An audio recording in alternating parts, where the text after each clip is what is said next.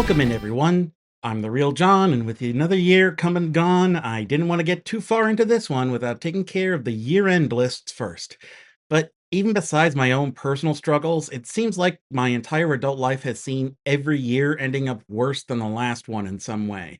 The world has a way of seeming like things aren't getting any better.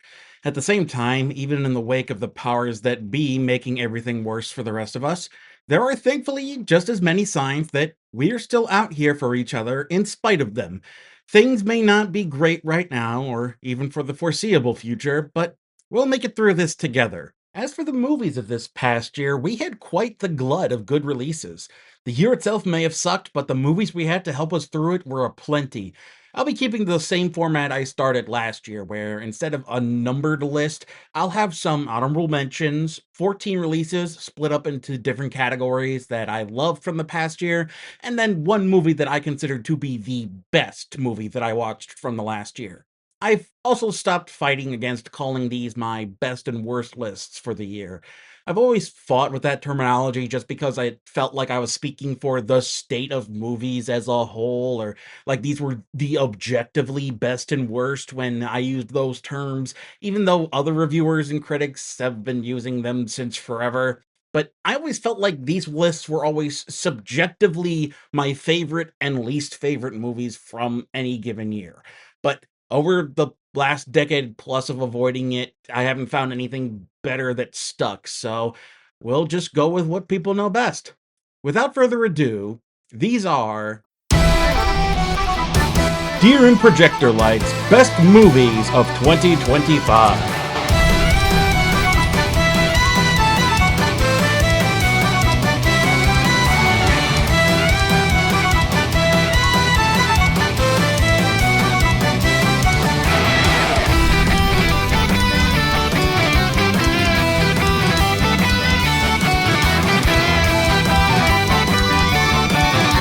Honorable mentions. The honorable mentions this year kept getting cycled out as more got added to the list. And so even when it came down to what couldn't be on the list proper, I still had to make a cutoff or we'd be here forever. Today's the day. This one was the last one on the list to get bumped down to an honorable mention, but I still definitely recommend it. We had a good chunk of horror movies this past year, and this one hit me personally, as the movie ultimately deals with the mom's depression, guilt, and suicidal thoughts and feelings, and admittedly during a year where I was having similar emotions, that hit me right in the gut, especially the ending.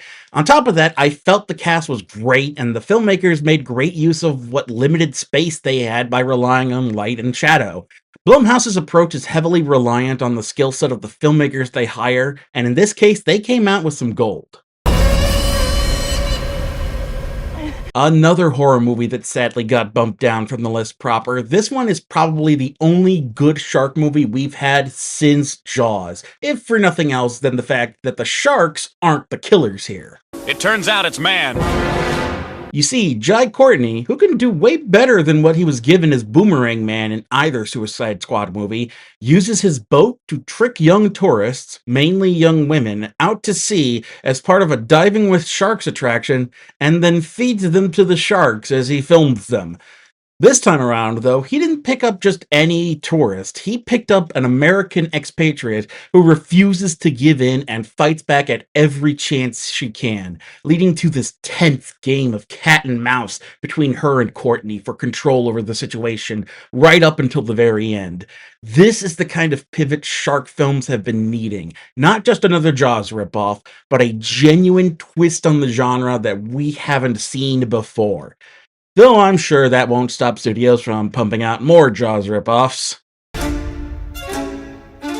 Admittedly, I never got into Downton Abbey as a series. That kind of period drama never really interested me. But that didn't stop me from enjoying this parody of it.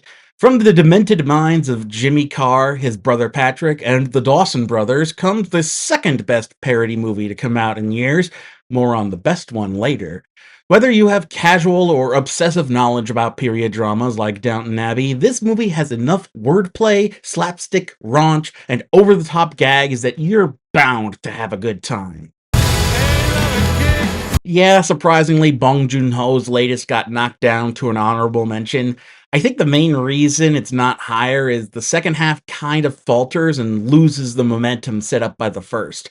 But even so, it's still a fantastic 70s sci-fi throwback with Bong's usual satirical flair, and an outstanding double performance by Robert Pattinson. So even as an honorable mention, it's worth the watch if you haven't seen it already. Admittedly, this didn't quite hit as hard as the first movie did, but I still found the Megan series to be a quite decent commentary on modern tech, with this still being about the dangers of over reliance on tech and putting too much of it in the hands of few tech companies. But that fear mongering in the opposite direction isn't going to make the issue go away either. True, that message is muddy at best and not a complete one-to-one for the real situations with AI we're dealing with, but we still got some fun camp and robot fights out of this, so that was fun. One of two It's a Wonderful Life pastiches we got last year. Good Fortune is way more on the nose with how it plays with the classic story of George Bailey and Clarence, as we have Keanu Reeves playing the angel who helps people stop using their phones while driving, wanting to be more of an inspirational guardian angel.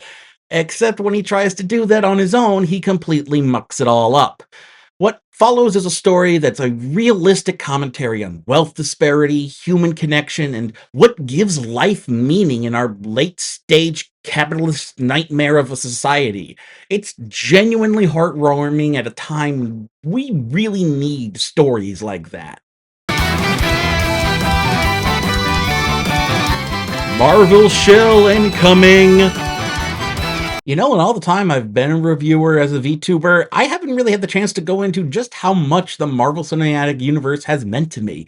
It's been one of my favorite franchises, despite all the repercussions it's had to the industry as a whole. I've been wanting to do some retrospecting on the different phases, and I'll probably start work on that in the lead up to Doomsday later this year, but at least for this list, here's the official MCU shill representation. You know what the MCU has been really lacking in since Endgame? Really good character pieces. It's been a whole lot of cosmic nonsense and multiversal shenanigans trying to make Kang the Conqueror the next Thanos, but not a whole lot of what made Marvel stand out in the first place. What most comic fans will tell you is DC writes characters for you to aspire to be, Marvel writes characters that you can relate to. And the MCU, by and large, has been great about having those really great character driven stories. Endgame kind of threw a wrench in that. It then became about trying to add so many characters to replace the ones that were lost during Endgame and set up the next generation of the MCU that Marvel Studios was finding itself in the same position as Marvel Comics was after a certain point, with a convoluted continuity that's all up its own ass and a deterrent to newcomers. Thunderbolts Asterisk was a real return to form, though. While mainly focusing on Florence Pugh's Yelena Belova from the solo Black Widow movie and briefly the Hawkeye miniseries, the movie as a whole deals with all of the members of the team as they're just run through the emotional ringer. I think besides Sebastian Stan's Bucky slash the Winter Soldier, who's already been through the worst of it, and David Harbour's Red Guardian, who mostly fights through his emotions to put on a strong face and be the team dad, every other member of the Thunderbolts asterisk has to deal with their baggage over the course of the film, be it things that were set up in previous MCU entries or things now being added just for this movie. It's more or less superhero group therapy more than it is an Avengers style action movie. And that's a good thing. One of the great things early on with the MCU was supposed to be the different genres and styles you'd get with each character and series. Captain America's movies became political thrillers and social commentary. Thor eventually found his footing as cosmic fantasy. Guardians of the Galaxy was basically Star Wars. And then at some point it all kind of hegemonized into a lot of the same tropes and put quantity over quality. So even when there were good entries like Wakanda Forever or Agatha All Along, people had already lost interest. Fahey says he's looking to fix that with Phase 6 going forward, and we're already starting to see it take effect, so I'm here for it. Really, my one complaint with this movie and the one real stain on it is the callous way they got rid of Taskmaster. Like, I get not everyone was a fan of Olga Kurylenko's reveal as the character in Black Widow, but the poor woman was never even given a real chance at the role before she was just taken off the board in this movie. And then she had to be around for all the marketing for it when it came out, too. Dick move, guys. You know which Marvel property has always struggled to make it to film? The Fantastic Four. There was the infamous Roger Corman movie that was made just to be scrapped so the studio could keep the rights to it. The two Fox movies were fine enough, but that last one was an absolute garbage fire. And honestly, with a concept so steeped in the 1960s, it's hard to try and modernize the story of Marvel's first family. So, they didn't really. In a brilliant move, the MCU's Fantastic Four are in an alternate 1960s retro future instead of trying to be the modern day. And First Steps embraces all the silver agey goodness of that 60s retro future. The funky technology like Herbie the Robot, their weird turtleneck sweaters, though why is Reed's off color? Where's the white for his turtleneck? Why doesn't he match the others? Brand tie-ins for all the characters, mole people, and this time a human Galactus. No more purple space fart clouds anymore. We have the kaiju-sized, planet-eating giant in all his glory. And, like with Thunderbolt's Asterisk, First Steps does a great job spending time with each of the characters and establishing them with their arcs throughout the film. From Reed's concerns that his drive for knowledge finally went too far, to Sue's unwillingness to sacrifice her family or loved ones in the face of annihilation, to Ben's classic struggle with becoming a rock monster, added with the problem that he's still kind of a sideshow attraction to people, even down to "it's clobbering time" being a catchphrase made up for him by a tie-in cartoon we never really see. Not to mention that for the first time in visual media that I can remember, acknowledging that Ben Grimm is Jewish and that he wants to continue being part of that community, but struggles given both his condition and his new status. Hell, Johnny even gets his own arc where he decodes an entire alien language and establishes a connection with this universe's Silver Surfer, Shala Bal, who in the comics is the love interest of the usual Silver Surfer, Norrin Rad, which helps her finally free herself from under Galactus's control. Marvel's first family may not have always gotten the best treatment from the movies, but this one was a good first step. Those drawings, what move? There wasn't as much animation on this year's list as most years, but I'm guessing the ones here won't be too surprising. I can definitely see this one being most people's pick of the year. If nothing else, this was definitely the soundtrack that got the most plays for me this year. The latest in Sony Animation's partnership with Netflix, K-Pop Demon Hunters is a movie absolutely steeped in Korean culture. Not just modern Korean culture, but its historical culture and how that ties into its present. While non-Koreans or people unfamiliar with Korean culture can obviously still enjoy the film, the beauty in all the details gives those who are an absolute feast. At the same time, what works so well for the movie is its very simple yet expertly executed story about how Rumi's mixed heritage of human and demon is preventing them from using the traditional means of defeating demons at a time when a demon has taken their own methods and turned them against humanity in the form of a smexy K-pop boy band. It isn't until Rumi fully accepts herself and her mixed heritage and stops keeping it a secret that she is finally able to take on the Demon King. These are pretty universal themes that have been tackled before, but the writers executed them so brilliantly within the context of the film, and particularly within the music. And oh, we could talk about the music, but we would be here for days. I think my favorite tidbit is the fact that EJ, who has been in the K-pop industry for the last decade, was told by producers that she essentially aged out by hitting her 30s before she was able to really see any success, only for her to become a songwriter and lead singer for this soundtrack and have Golden hit #1 in multiple countries, including the US, and then go on to win a Grammy. Now it's also the theme for this year's Olympics. How's that for too old, you decrepit old farts in suits? And yet, it's actually the villain song Your Idol that's gotten the most plays from me. I love the sinister take on the boy band flirting with their audience, as the lyrics exhibit so much more toxicity in declaring themselves the only ones the audience should trust in. All the while, the music is this powerful minor key epic, complete with a choir in the background, and in the album version includes the opening chant to O Fortuna. Across the board, there's all sorts of beautiful musical choices in the production like that, and I am here for it. Admittedly, I do think there are some pacing issues. The story on rewatch has a tendency to rush through everything and left me wanting more, but given the movie's overwhelming success, more is already in the works, so I get what I wanted anyway.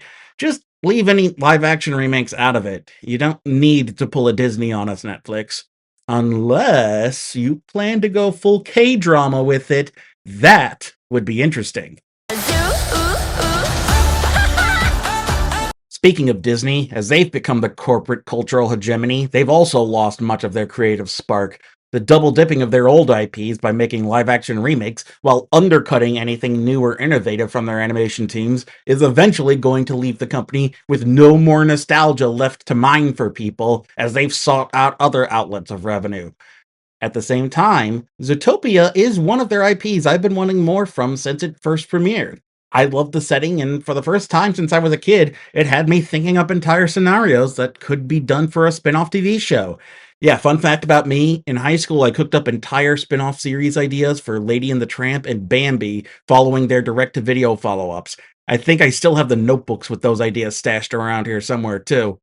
So, while it is Disney relying on a sequel, this sequel took some time to cook, nearly a whole decade. So, there wasn't as much of that cash and stank on it as, say, some of the other sequels.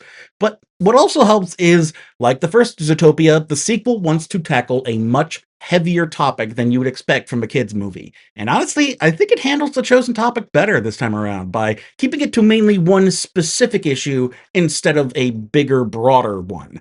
Without giving too much away, while the first Zootopia stumbled a bit in handling prejudice and racial science as its themes, Zootopia 2 more specifically focuses on the issue of racially motivated forced displacement. Things like Oscarville, Georgia, Seneca Village in New York City, the Trail of Tears among the multitude of other displacements of First Nations people, the tragic history of displacements of Jewish people throughout history, the Nakba in Palestine, and up to current displacement of Palestinians, the partition of India, the displacement of Hmong people by the Vietnam War, the long and tragic history of displacements across Africa.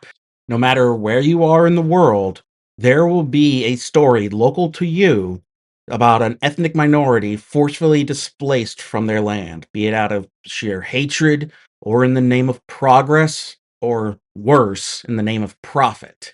And it's that kind of history that Judy has to grapple with in Zootopia 2, especially when there are those in power who don't want that history known for their own benefit.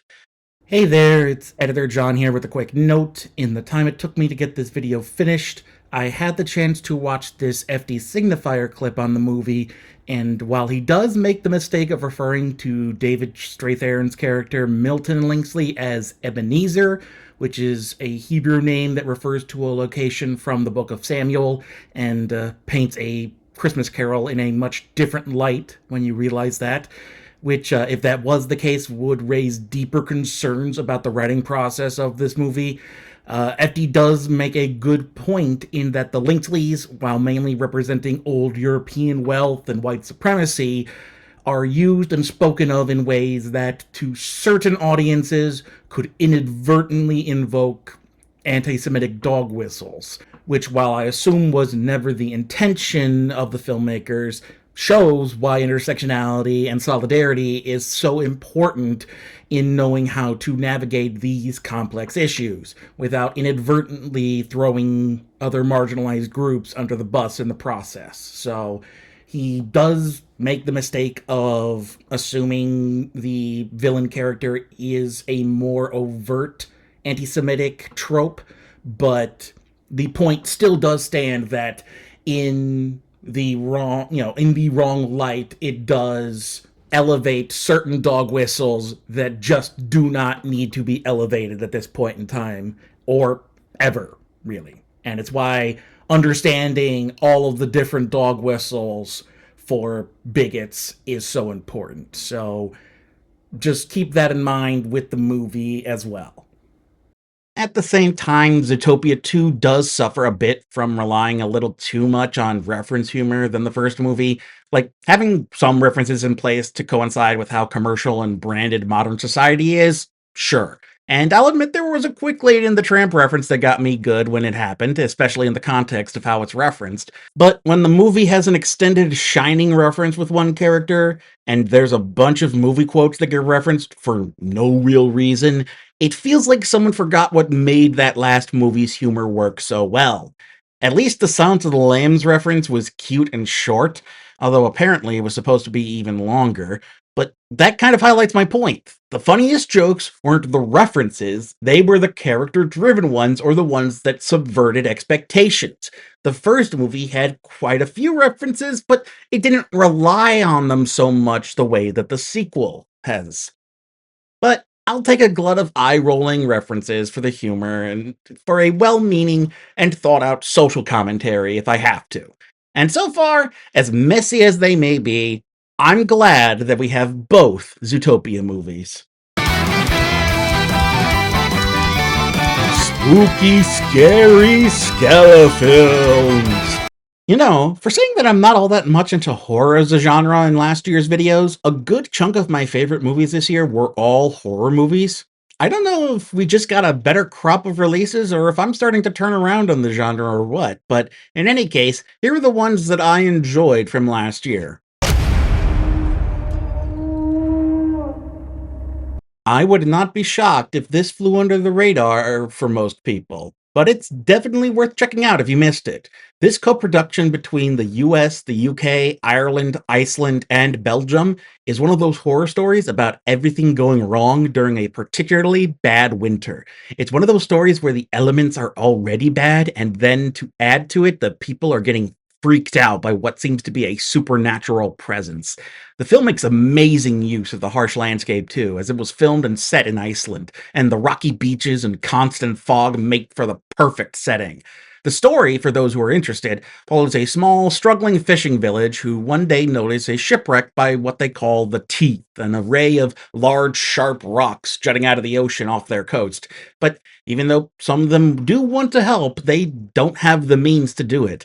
Over the next day, items start washing in from the wreck, and in an attempt to retrieve more, the fishermen go out, only to be assailed by the survivors of the wreck, one of whom ends up dragging one of the fishermen into the freezing water with them.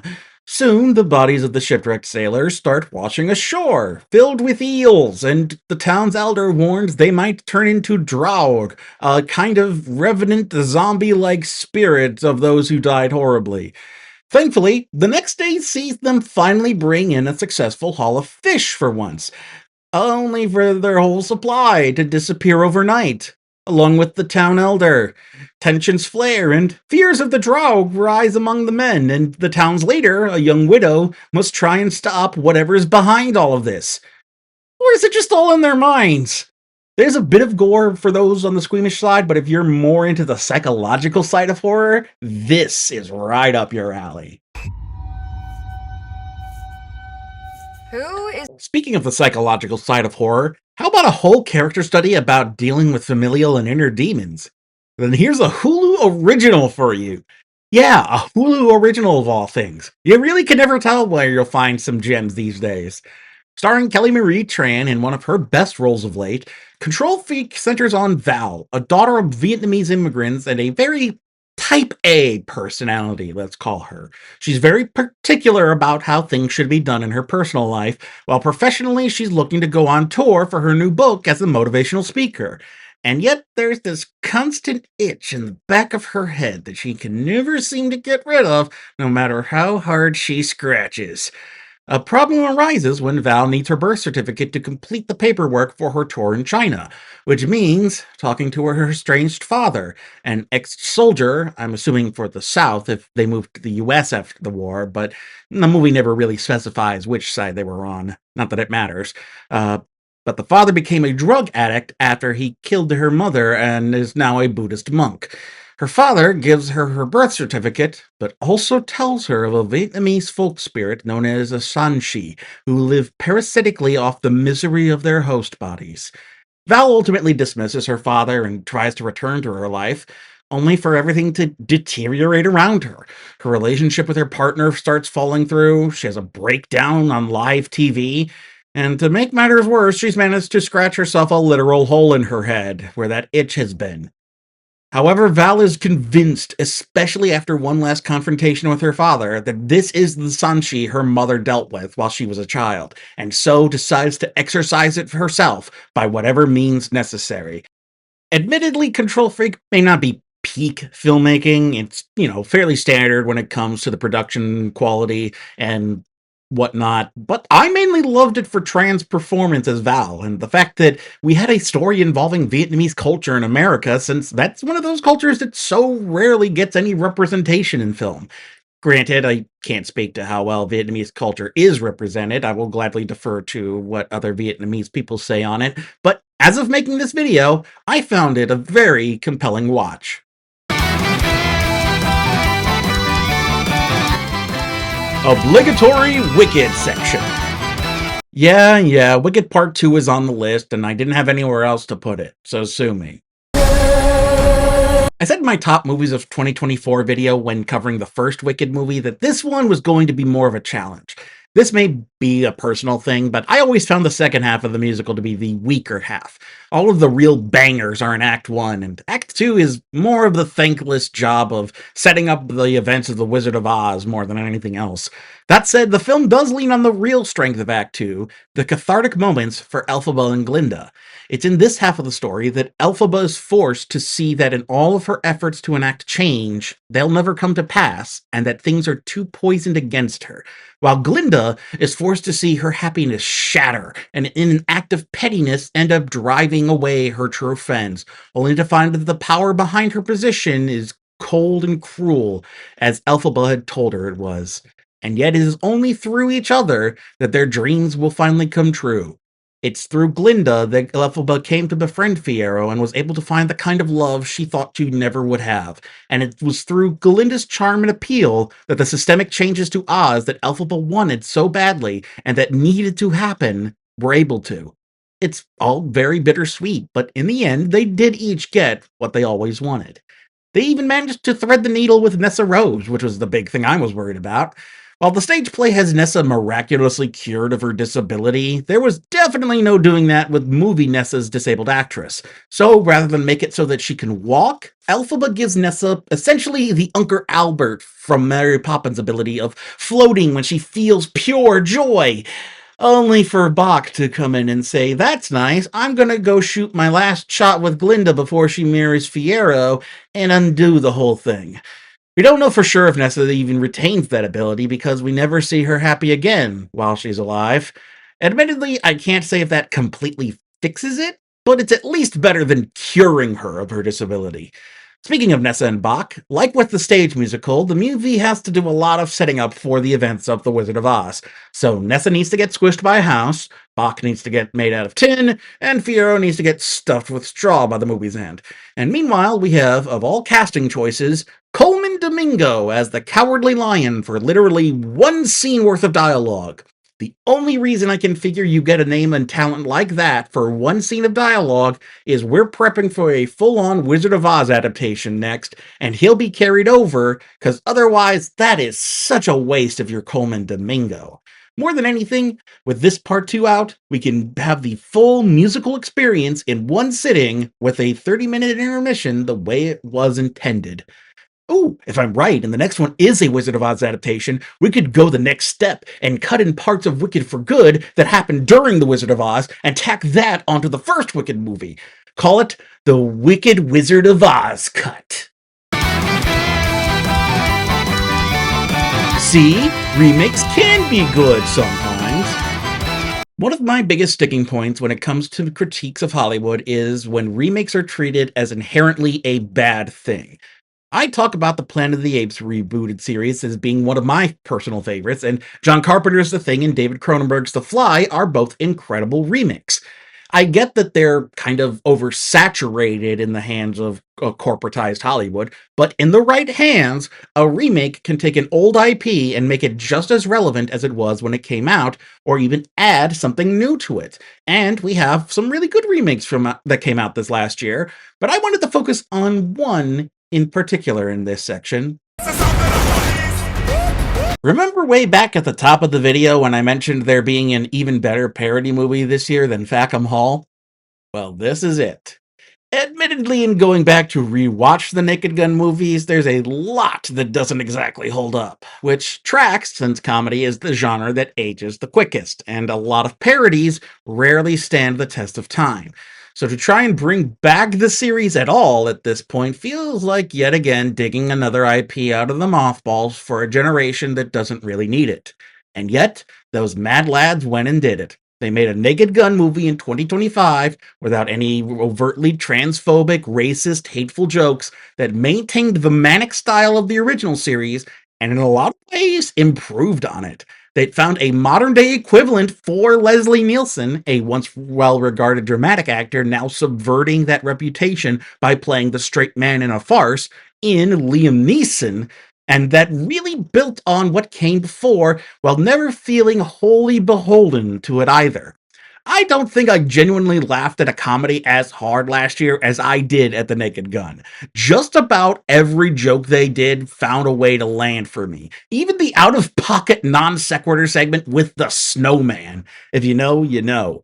I won't push my luck in thinking this will lead to anything more ongoing with the series, but if it does and the quality stays this good, I'm on board for it. Also, nice touch in keeping the Weird Al cameos going for the series. Great use of him here, too. It's good to be the king. In finalizing my best of list for 2025, I realized something. Stephen King had 4 adaptations made of his work last year. Not only that, but all 4 of those adaptations made their way onto my best of list. All gotta say to that is, It's good to be the king.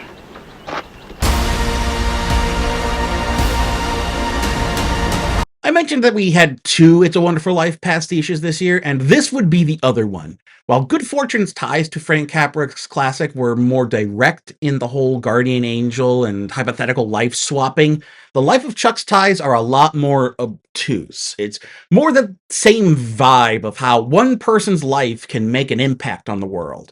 The other interesting thing about this one is it's told entirely in reverse, something straight out of Stephen King's novella. So we start at the end of the story, which in this case is the literal end of the world, and then move back in time to see the titular Chuck played in Act 2 by Tom Hiddleston, and in Act 1 partly by Jacob Tremblay, as he has an impromptu moment with a busking drummer on the street while he's an adult, and we then see his childhood as he's raised by his grandparents with his grandfather played by the incredible Mark Hamill.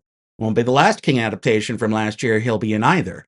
As young Chuck deals with the loss of many members of his direct family, such as his parents and his grandmother, and the struggle to pursue his passion for dancing, or follow his grandfather's advice and utilize his skills at math to become a great accountant, a field that's always in need of people and where he could still make a difference in people's lives. Meanwhile, his grandfather is absolutely adamant about keeping Chuck out of the cupola of the house, a domed structure serving as kind of an attic, as the grandfather tells him it's haunted and cursed, something Chuck eventually must find out for himself.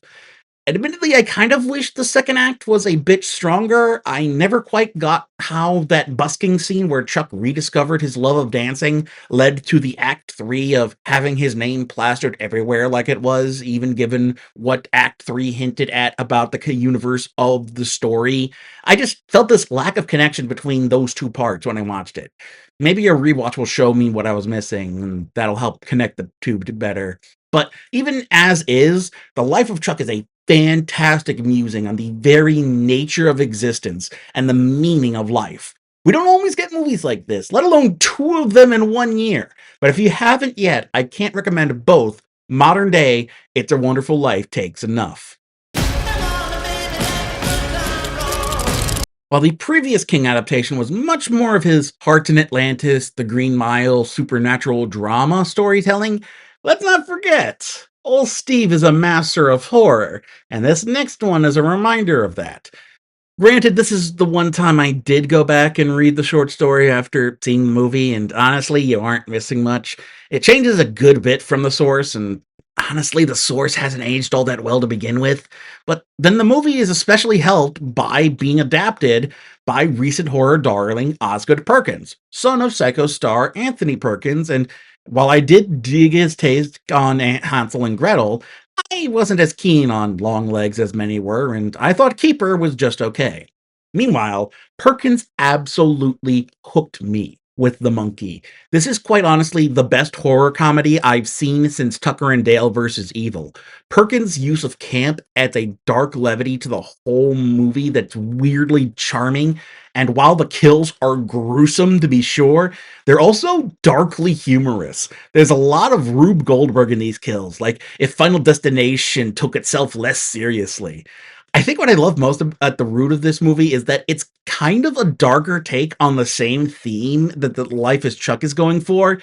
That being, our lives are short and we should live them out the best we can. It's just instead of Tom Hiddleston dancing through life, we're put in the splash zone for human juice. There's still some of Perkins' back catalog I still need to see, like The Black Coat's Daughter and I Am the Pretty Thing That Lives in the House, but so far, everything I've seen from him has been solid, even if I didn't absolutely love it. He's becoming one of those names where if I hear it's attached to a movie, my ears perk up because whatever it is will be worth checking out. Remember when I said Mark Hamill would be back? Well, here he is. He's a nasty son of a bitch in this one. Even he admitted this was the most vile role he's ever had to play, and that dude's played both Fire Lord Ozai and the Joker. Now, these next two are still technically Stephen King adaptations, but they're from an interesting period in his career. You see, kids, back in the day, publishers would only allow authors to publish one book per year. I know, seems quaint now given how many James Patterson's book mill seems to pump out these days. So, to get around that rule, King, like other prolific authors at the time, used a nom de plume to publish more of his work instead of just letting it sit in a drawer until the next year. In his case, using the name Richard Bachman.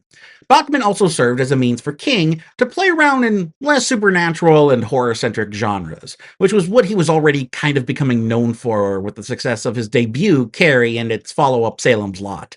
And another reason authors would take up these alternative names, so that they could kind of expand outside their known genres and play around with the space, so to speak. Both The Long Walk and The Running Man were published under the name Richard Bachman, but since he was revealed to be Bachman, I believe in like the late 80s or the 90s, they're just considered Stephen King stories these days. We'll get into The Running Man in a bit, but The Long Walk and The Running Man are not too far off premise-wise. Both deal with dystopian futures, both center on a deadly competition that the protagonist takes part in, both serve as commentaries on authoritarian and particularly fascist regimes, and both make use of the metaphor of running/walking to imply how endless the cycle is for those stuck within this system. There is no stopping, only going forward until you're dead. In terms of adaptation, however, they're much different tones, and that of course comes down to the choices for director. In The Long Walk's case, we have the Hunger Games stalwart Francis Lawrence, who has shown he knows his way around the desperation under a fascist totalitarian regime. And same as those films, he does not shy away from the gruesome reality these boys face. I will say, I think the aspect really makes The Long Walk worth discussing, particularly at this point in time and in America specifically. While conservatives and reactionary men lament the loss of their influence over the younger generations and decry things like a male loneliness epidemic because boys being openly awful and harmful to women is frowned upon now, not even that it's not allowed, just that it's not culturally acceptable. And The Long Walk really taps into what so many young men really face from the world. They're often targeted and recruited by cruel, uncaring organizations that demand them to basically perform their own masculinity for others, be it in combat fatigues or sports uniforms, and any real discussion about challenging or improving the status quo is quashed while their anger is fueled and encouraged but left undirected. They are not encouraged to form genuine male on male bonds that would benefit each other, and when they do, it is only allowed until it is deemed no longer necessary. At the heart of the long walk is the effort to confront toxic masculinity by a younger generation, but they can't do it alone, and the powers that be will do everything they can to kill their efforts. It should also go without saying that The Long Walk is a brutal movie to watch, both for the gory moments several of the boys go through, as well as the psychological torment. But at a time when we have so many people, particularly men, in real life walking around like they're the major in this story, having stories of resilience in the face of that and of forming those loving bonds of friendship in spite of everything is going to be what keeps us going forward. While Lawrence played his adaptation very somber and down to earth, there was no way we were getting that treatment from one Mr. Edgar Wright. This latest one has proven to be his craziest outing yet, all while maintaining the same themes I brought up with The Long Walk. You see, we're still in a dystopian hellscape, but now it's a late stage capitalist dystopian hellscape with wild and crazy game shows where you can die on national television or win $1 billion. And I'll be damned if Wright doesn't amp up all the satire to 11 for this one. Honestly, if there's something you hate about the modern day, it probably gets dunked on in this movie. Healthcare costs, income inequality, environmental destruction, corporate cover-ups of environmental racism, the oligarchic ownership of our government by the billionaire class, the oligarchic ownership of our media by the billionaire class, the thin blue line protecting only the worst kind of cops. Even generative AI used for disinformation and propaganda purposes is featured in this movie. As much as The Long Walk was made for this moment in time, The Running Man was Edgar Wright managing to tap into this moment in time with an IV and drain out a whole movie. I think what helps the movie most of all is Glenn Powell's ability to generally maintain the stoic movie badass. But then at any moment, he'll completely drop that and his face will get completely whacked out like a living cartoon. And a lot of those cases are the studio taking one out of pocket moment from him and AI generating footage of him being manic and off the wall for ratings. Powell being allowed that range instead of sticking him with just one facial expression the whole movie, I think really made the difference. I think the real kicker is, and my best friend and sister from another mister had this same thought after we watched it, they straight up let Edgar Wright say that the moral and good choice for the hero in this movie is to kill the billionaires. Like, there's no ifs, ands, or buts. The solution within the movie is armed uprising and the actual murder of a billionaire on live TV. I can only assume that was let slide because it's cartoon levels of hyperbolic, so they allowed what in actuality is a solution that many of us have proposed unironically, only sometimes ironically proposing the on live TV portion. But yeah, Edgar Wright's The Running Man says the way to save the world is to kill the billionaires. Brought to you by Liquid Death's Dead Billionaire. Honestly based. Netflix goes to theaters. I've got my gripes with Netflix to be sure, but I cannot deny that their scattershot approach to project approval can get some incredible results.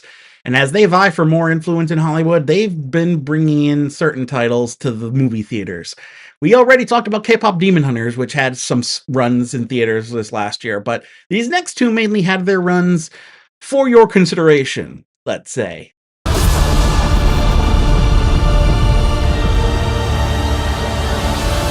Man, can you believe we get to live at the same time as Guillermo del Toro? Talk about lucky.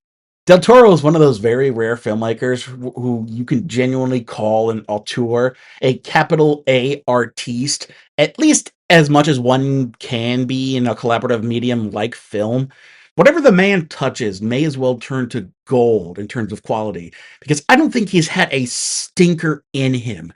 I think Crimson Peak and maybe Nightmare Alley are the ones that get the least amount of love, but Crimson Peak is the only one I've heard actively be called bad by some people, but not nearly enough as the amount of people I've heard say it's one of their favorite movies. So, like, at worst, Del Toro will make a cult classic instead of just a regular classic movie, if that makes sense.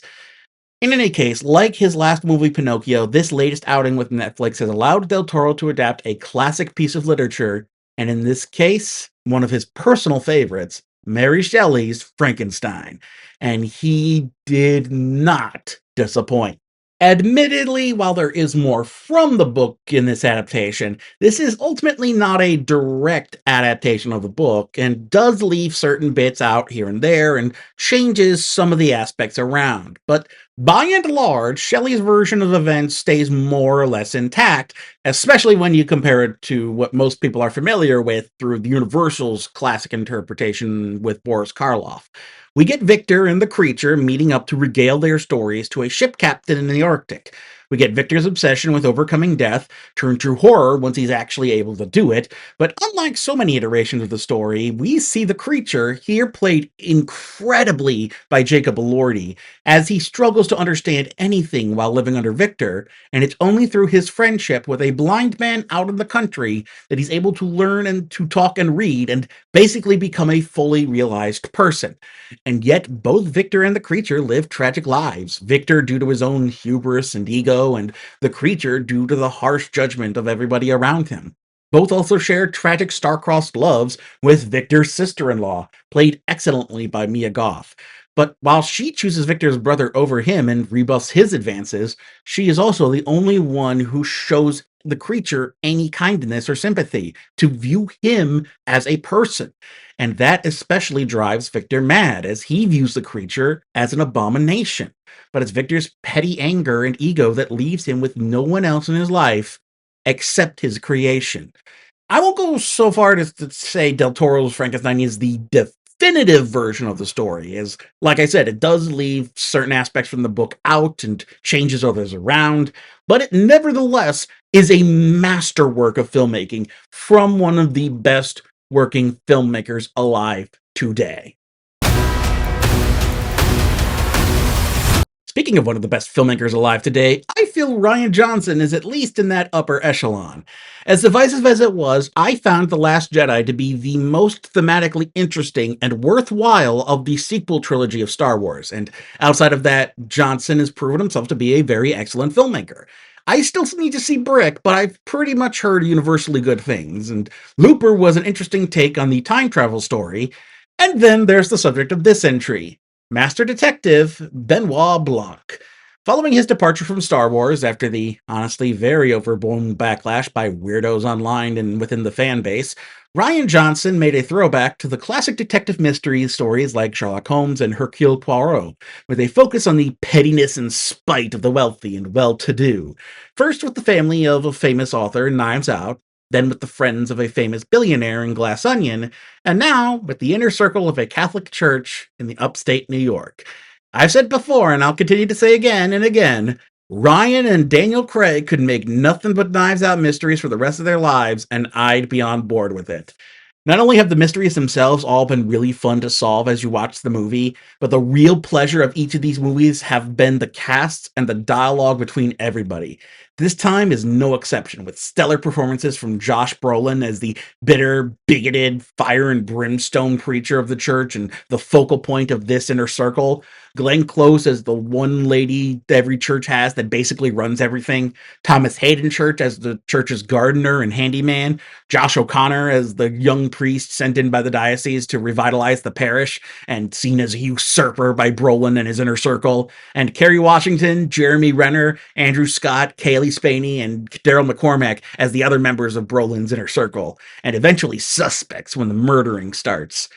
Fun fact about me, I was actually raised Catholic, and my pastor was a lot like O'Connor's Father Judd, a compassionate and loving man who saw being a priest as living through Christ's example and doing good deeds for our fellow man. And even pushing 3 decades later, my priest is still running that church and preaching that same love and compassion. And what made me into a lapsed Catholic and eventual atheist was when I went to college, the pastor at the church by my school was much more like Brolin's Monsignor Wicks, to the point where he specifically used his homily to tell the parishioners to vote anti abortion in the upcoming election. And it was at that point I tapped out because I took a firm stance that the whole reason that religious institutions kept their tax exempt status was by not using their position to try and influence votes for public policy. That position has evolved a bit, but I still stand by that if you want to claim a tax exempt status, you stay the hell out of electoral politics. You gotta pay the toll if you want to go down that road. In any case, while I'm still a non practicing Catholic, I have liked the lean towards social progress the church has been taking. It doesn't completely undo everything heinous they've done over their history, obviously. I don't think any amount of social progress is going to do that, but it's better to have popes and other church leaders who embrace social justice, believe in fighting climate change, and in serving the poor and downtrodden, than to have more hateful bigots in charge and use the church's dogma and history to justify it. I'm just saying, I'll take the smaller victories when we get them. Shout out to the Chicago Pope. If more priests were like him, I'd probably still be Catholic. I say all this because Wake Up Dead Man tapped into my Catholic upbringing and my recent rekindling interest in it as we've had popes start to redirect the church back to matters of social justice and in serving the public good, especially with more conservative movements within Catholicism trying to keep things bitter and dogmatic, something that provably drives people away. And O'Connor's father Judd goes through the ringer in this movie, not just as he tries to deal with Brolin and his inner circle, but to then be the lead suspect when the murder happens, all the while having his more compassionate vision of why he became a priest be tested, but, like iron in a fire, being made all the stronger in his faith by the end of it. I'll be the first to admit that I'm kind of dismissive of overtly religious films, particularly the evangelical slop that comes from places like Pure Flix and gets shilled out by the Dove Foundation. And part of it is that, as an atheist, the Christian message falls flat, but more than anything, those movies are just poorly made, by and large. They're literally just pumped out to bilk churchgoers out of their money because they can't just enjoy regular entertainment like the rest of us without having their worldview reaffirmed. Wake Up Dead Man, meanwhile, is just a well-made movie that features religious themes and characters, but still focuses on telling a compelling story first and foremost. You can be like Father Judd and focus on the religious themes, or you can be like Benoit Blanc and just focus on the mystery. And either way, you'll come out of the other side enjoying what you saw.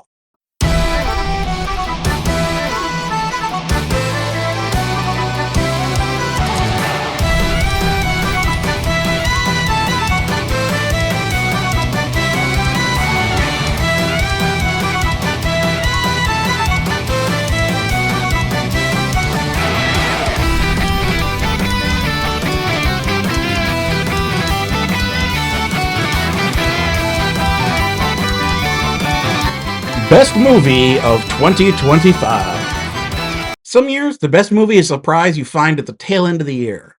Sometimes it's a movie you find really early on in the year and nothing else can top it. Sometimes it's the biggest blockbuster release, sometimes it's the biggest artistic statement, sometimes it's a little underrated gem that you wish more people would talk about. In this year's case, this took number one very early on in the spring, and nothing else could touch it. And I have no doubt people will be talking about it for decades to come. Ryan Coogler may not be the most prolific of filmmakers. Since his feature-length debut with Fruitvale Station in 2013, he's only made 5 films over the last decade plus of his career. At the same time, that has allowed for each of those 5 films to be one of the best films to come out that year. There's the aforementioned Fruitvale Station, there's Creed, both Black Panther movies, and now, at the time of filming, the holder of the record for the most nominations at the Academy Awards in its history with 16, his latest and quite arguably his best to date, Sinners. Sinners is a very interesting movie to break down.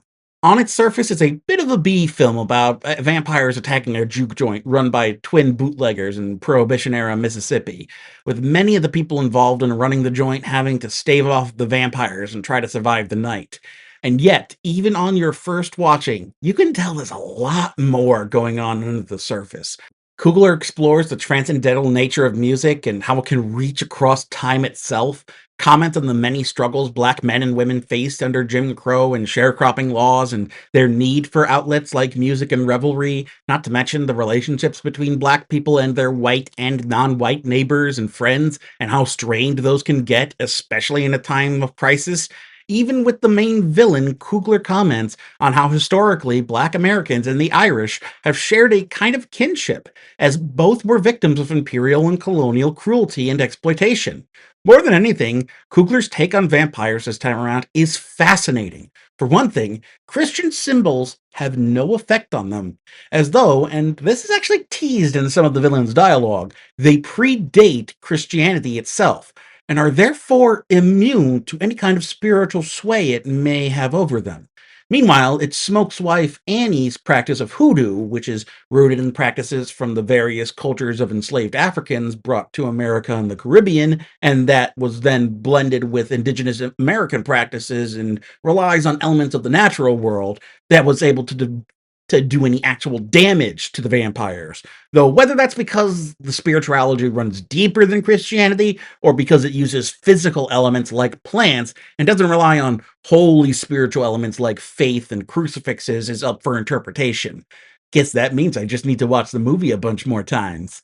Apart from Annie's hoodoo, the only other way to kill the vampires are more physical, non spiritual methods like stakes through the heart and headshots with firearms, as well as relying on direct sunlight. It's not necessarily a new take on vampires. There have definitely been takes where the spiritual was less effective in fighting them in fiction, but I loved Kugler's way of juxtaposing how Christianity, which itself has deep roots in Black American culture and is prominent in the main character arc of the story with Miles Caton's Sammy Moore, powerless against vampires when he tries to use it the way we've seen it done thousands of times in vampire media. Yet the physical means of fighting them off and Annie's hoodoo traditions prove more effective. Speaking of Kate and Sammy, this soundtrack is immaculate. K-pop Demon Hunters may have gotten more spins from me this year, but this is the kind of soundtrack you can just pop on and let run all the way through. Just an absolute beautiful array of very blue-centric, but an amalgamation of so much culture and history in this soundtrack. And like I was saying about music being transcendental, the tracks will often feature seemingly anachronistic bits, more modern elements, or even some archaic elements, but it's never out of place. It's done in such a way as to basically transport you outside of time itself, and the movie even goes out of its way to show that visually during one of the numbers.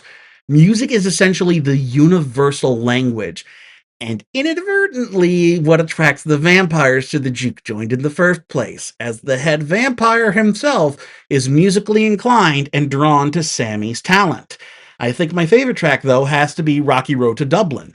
They actually managed to turn an Irish folk song into a menacing villain song. As the longer the song goes, the more it builds, and the more people who have been turned all join in, as if to taunt everybody inside the juke joint.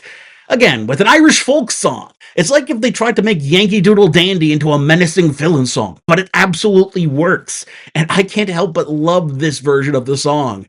I have an affinity for really good villain songs, if that wasn't clear. Something else Coogler ended up borrowing from some of his previous works, namely the Black Panther films, the villain isn't totally wrong when it comes to his point of view. Without giving too much away, the head vampire openly tells the people that he's, quote, freeing them from the constraints of society, and that he rightfully brings up how no matter what the Smokestack Brothers or any of the black characters in the movie do, even if they play by all the rules set by society, they can never truly get ahead under this pseudo-imperialist colonialist rule, because slavery may have ended, but that never meant the empire was defeated and that white supremacy was over. And even the movie will later prove him right. The problem is you're not actually a savior if your means of freeing people is to non-consensually inflict them with a curse that leaves them hungry for human blood for eternity, unable to go out in direct sunlight ever again, and not even able to enter places without being specifically invited. Like, you gotta lay all that out in a contract first or something, man. You can't just spring that on people and call yourself the good guy. no matter how charming your Irish brogue and your singing and dancing are, damn it. And I think Coogler does a really powerful thing with the ending. Without spoiling, Sammy, who at the start of the movie is shown to have survived the terrible night and run to his father's church for sanctuary, is basically presented with the binary choice of joining the vampires or becoming a man of God, despite the vampires killing everybody he knows and loves, and God literally being an absentee father as all that happens. But Kuglerin says, screw that, and goes with secret answer C for what Sammy does with his life instead, which you'll have to watch the movie to see for yourself. I've said it before, and I've seen it said by others on Bluesky alone, but I have the feeling Sinners is going to be one of those movies we'll be talking about for years to come, and that they'll be showing it to kids in film school long after Coogler and the rest of us are gone. This really is a new classic. If for nothing else, then there's nothing really quite like it, and it could only have come from Ryan Coogler and the team he had around him. Thank you for watching. Feel free to share your favorite movies you saw from last year in the comments, and stay tuned for the opposite side of the spectrum, my worst movies from 2025. Until then, you can find me at the movies.